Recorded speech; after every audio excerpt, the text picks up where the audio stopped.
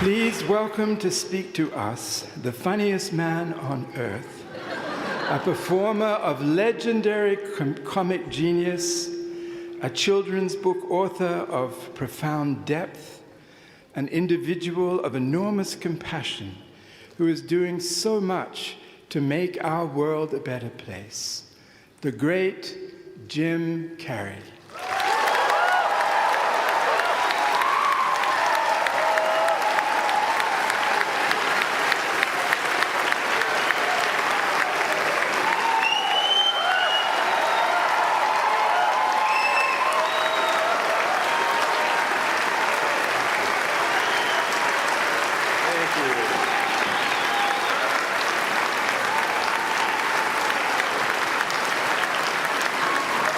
Sitting down for?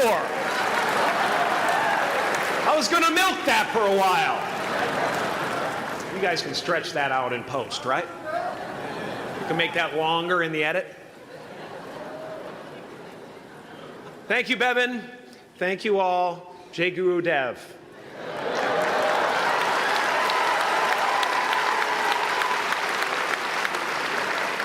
I brought one of my paintings to show you today.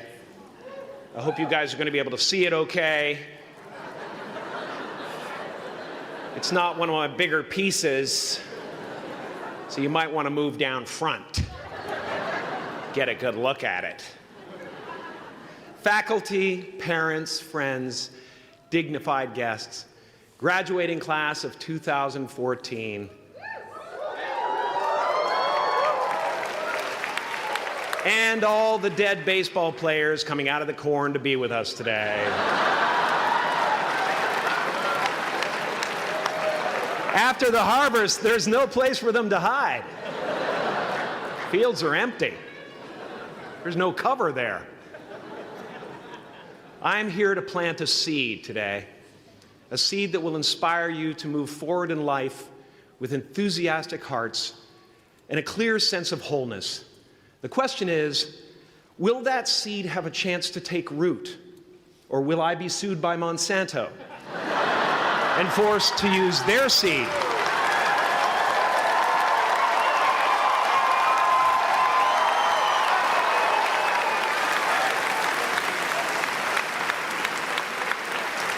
Which may not be totally Ayurvedic. Excuse me if I seem a little bit low energy today, whatever this is. I slept with my head to the north last night. Oh man! Oh man! You know how that is, right, kids? Yeah. Woke up right in the middle of Pitta, couldn't get back to sleep till Vata rolled around. Crazy.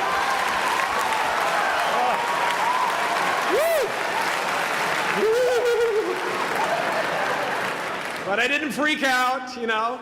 I used that time to eat a large meal. Connect with someone special on Tinder. Because life doesn't happen to you, it happens for you. How do I know this? I don't, but I'm making sound, and that's the important thing. That's what I'm here to do. Sometimes I think that's the only thing that's important, really, you know? It's just letting each other know we're here. You know? Reminding each other that we're part of a larger self. I used to think Jim Carrey is all that I was.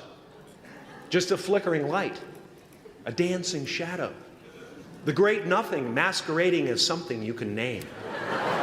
Seeking shelter in caves and foxholes dug out hastily, an archer searching for his target in the mirror, wounded only by my own arrows, begging to be enslaved, pleading for my chains, blinded by longing and tripping over paradise.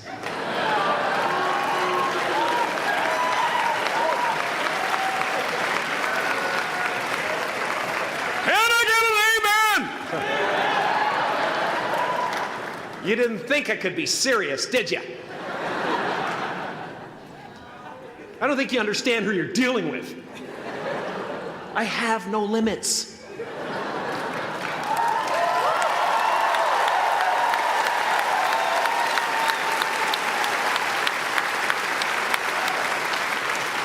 I cannot be contained because I'm the container. You can't contain the container, man. You can't contain the container. I used to believe that who I was ended at the edge of my skin, that I had been given this little vehicle called a body from which to experience creation. And though I couldn't have asked for a sportier model, it was, after all, a loaner and would have to be returned. Then I learned that everything outside the vehicle was part of me too. And now I drive a convertible.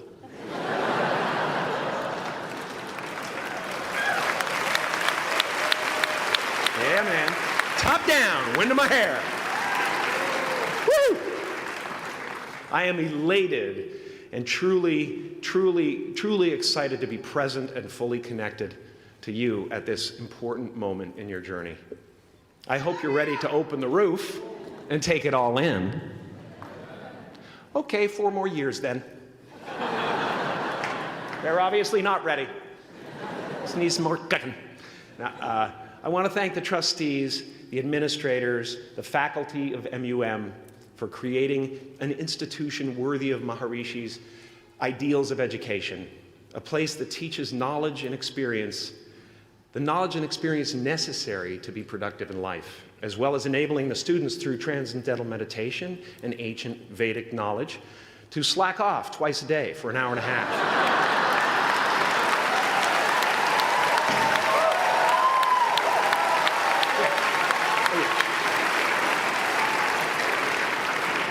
Don't think you're fooling me. But I guess it has some benefits. It does allow you to separate who you truly are and what's real from the stories that run through your head. You have given them the ability to walk behind the mind's elaborate set decoration and to see that there's a huge difference between a dog that is going to eat you in your mind and an actual dog that is going to eat you.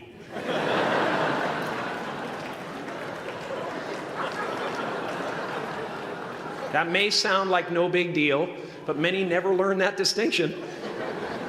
And they spend a great deal of their lives living in fight or flight response. I'd like to acknowledge all of you wonderful parents. Way to go. What a fantastic job you've done.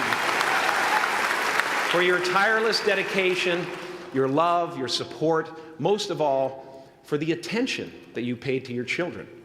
I have a saying, beware the unloved, because they will eventually hurt themselves or me. But when I look at this group here, you know, I feel really safe. I do. I'm just going to say it. My room is not locked. My room is not locked. No doubt some of you will turn out to be crooks. But white-collar stuff, you know, Wall Street, that type of thing, you know, crimes committed by people with self-esteem. Stuff parents can still be proud of in a weird way. And to the graduating class of 2017, -3. You didn't let me finish. Congratulations. Yes. Give yourself a round of applause, please. Please.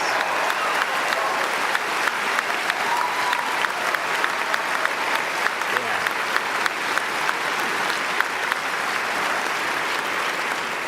You are the vanguard of knowledge and consciousness, a new wave in a vast ocean of possibilities. On the other side of that door, there's a world starving for new ideas, new leadership. I've been out there for 30 years.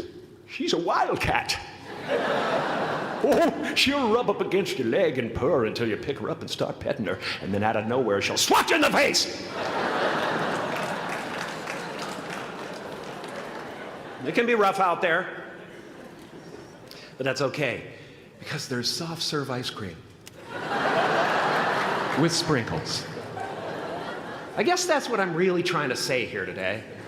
Sometimes it's okay to eat your feelings. Now, fear is going to be a player in your life, but you get to decide how much. You can spend your whole life imagining ghosts, worrying about the pathway to the future, but all there will ever be is what's happening here, and the decisions we make in this moment, which are based in either love or fear. So many of us choose our path out of fear disguised as practicality. What we really want seems impossibly out of reach and ridiculous to expect, so we never dare to ask the universe for it. I'm saying I'm the proof that you can ask the universe for it.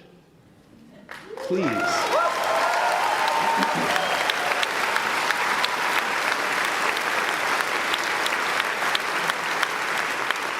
And if it doesn't happen for you right away, it's only because the universe is so busy fulfilling my order.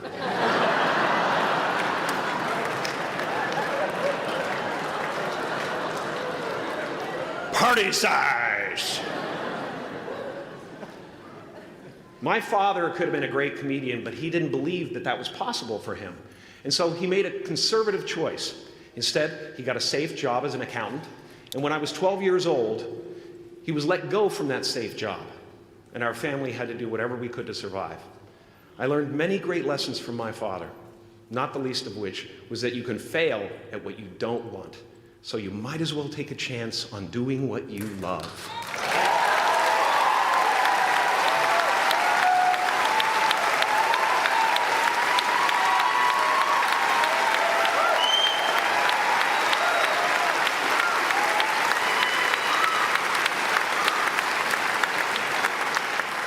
It's not the only thing he taught me, though. You know, I watched the effect of my father's love and humor and how it altered the world around me. And I thought, that's something to do. That's something worth my time. It wasn't long before I started acting up. You know, people would come over to the house and they'd be greeted by a 7-year-old throwing himself down a large flight of stairs. They would say, "What happened?" And I would say, "I don't know. Let's check the replay."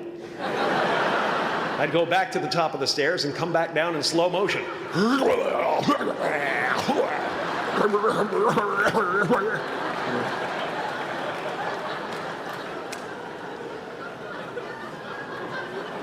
It was a very strange household.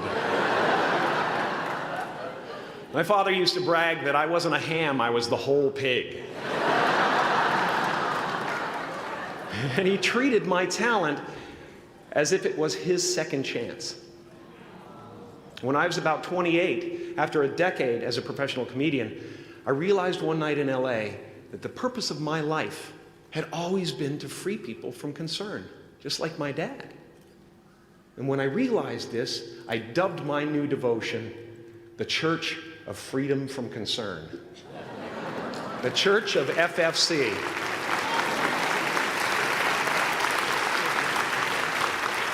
And I dedicated myself to that ministry. What's yours? How will you serve the world? What do they need that your talent can provide? That's all you have to figure out. As someone who's done what you're about to go and do, I can tell you from experience, the effect you have on others is the most valuable currency there is.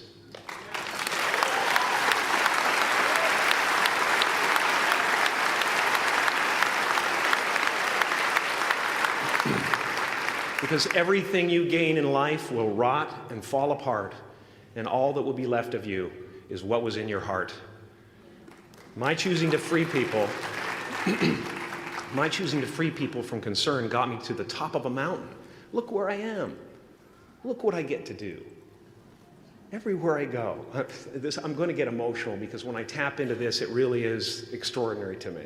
I did something that made people present their best selves to me wherever I go.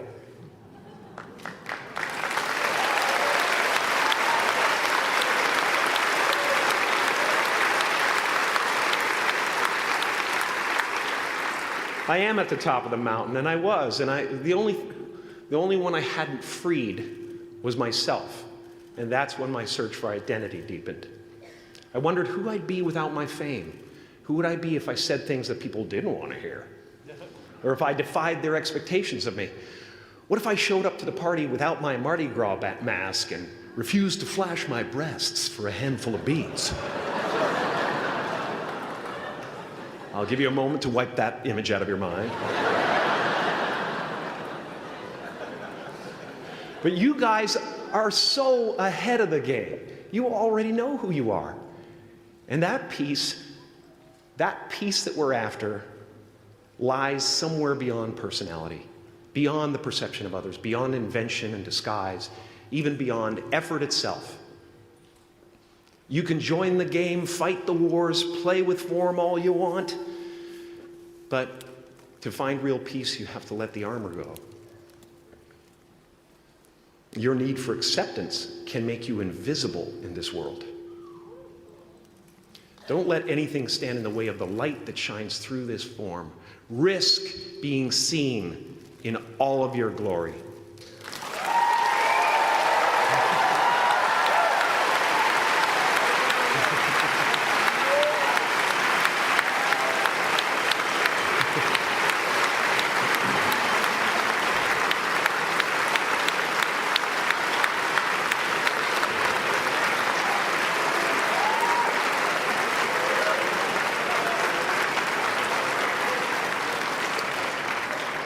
It's not big enough. This painting is big for a reason. It's called high visibility. It's about picking up the light and daring to be seen. Here's the tricky part. Everyone is attracted to the light. The party host up at the top, who thinks unconsciousness is bliss and is always offering to drink from the bottles that empty you. Misery below her. Despises the light, can't stand when you're doing well, wishes you nothing but the worst. The Queen of Diamonds, under him, needs a king to build her house of cards. And the hollow one down bottom there will cling to your leg and say, please don't leave me behind, for I have abandoned myself. Even those who are closest to you and most in love with you, the people you love most in the world, will find clarity confronting at times. This painting took me thousands of hours to complete. And when I was finished, thank you, thousands of hours, yes. I'll never get them back. I'll never get them back. I worked on this for so long. I was weeks and weeks like a madman alone on a scaffolding. And when I was finished, one of my friends said, this would be a cool blacklight painting. So I started over.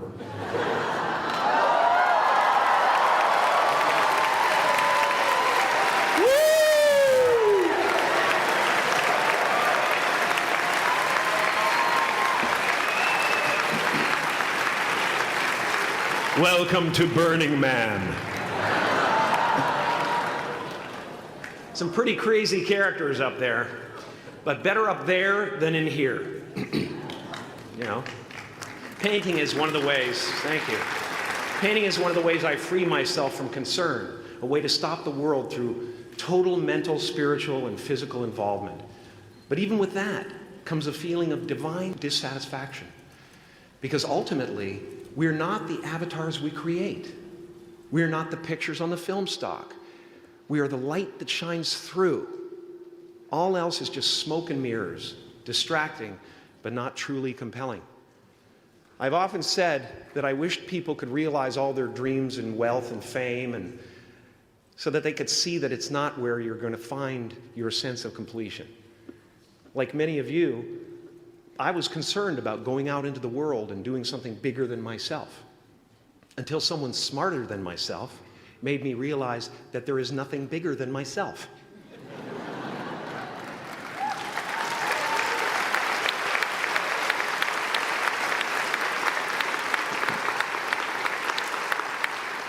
My soul is not contained within the limits of my body. My body is contained within the limitlessness of my soul, one unified field.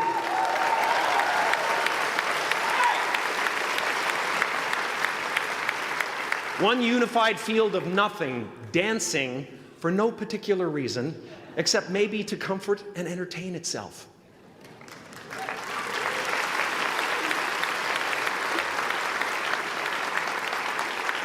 As that shift happens in you, you won't be feeling the world, you'll be felt by it. You'll be embraced by it. Now I'm always at the beginning. I have a reset button, and I ride that button constantly. Once that button is functioning in your life, there's no story that the mind could create that will be as compelling. The imagination is always manufacturing scenarios, both good and bad, and the ego tries to keep you trapped in the multiplex of the mind.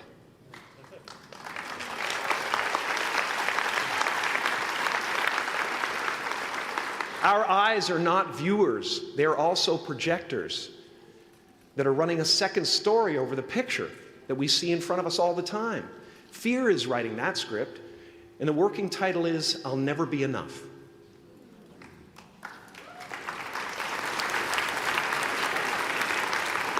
Now you're going to look at a person like me and say, how could we ever hope to reach those kind of heights, Jim? How can we make a painting that's too big for our home? How do you fly so high without a special breathing apparatus? This is the voice of the ego. And if you listen to it, there will always be someone who's doing better than you. No matter what you gain, ego will not let you rest. It will tell you that you cannot stop until you've left an indelible mark on the earth, until you've achieved immortality. How tricky is this ego that it would tempt us with the promise of something we already possess?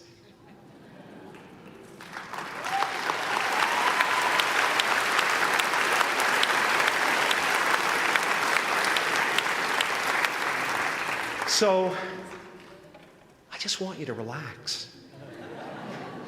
You know, that's my job. Relax and dream up a good life. I had a substitute teacher from Ireland in the 2nd grade that told my class during morning prayer that when she wants something, anything at all, she prays for it and promises something in return, and she always gets what she wants. Well, I'm sitting at the back of the classroom, you know, thinking, wow, my family can't afford a bike, you know. So I went home and I prayed for one.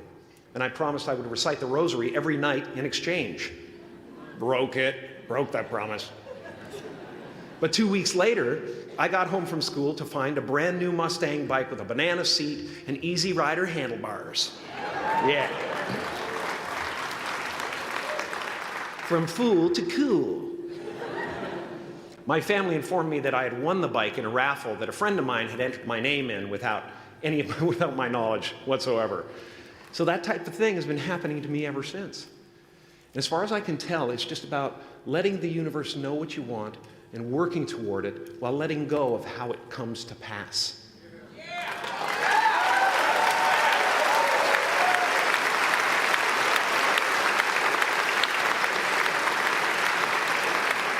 Your job is not to figure out how it's going to happen for you, but to open the door in your head. And when the door opens in real life, just walk through it.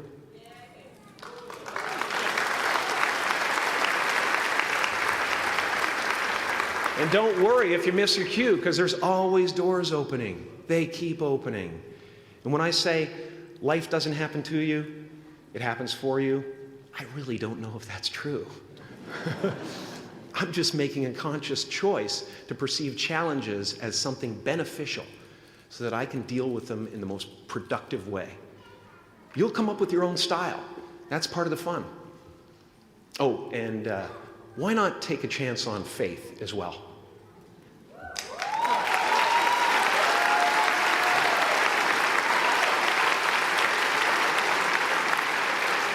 Take a chance on faith. Not religion, but faith. Not hope, but faith. I don't believe in hope. Hope is a beggar. Hope walks through the fire, and faith leaps over it.